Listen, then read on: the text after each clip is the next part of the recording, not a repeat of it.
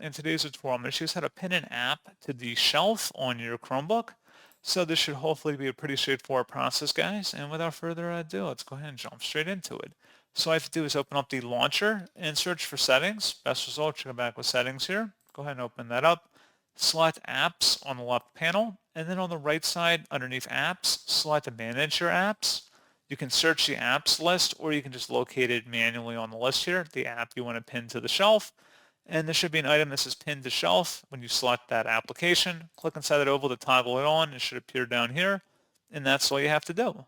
So pretty straightforward process on that, guys. And as always, thank you for watching. I do hope that was able to help you out. And I do look forward to catching you all in the next tutorial. Goodbye.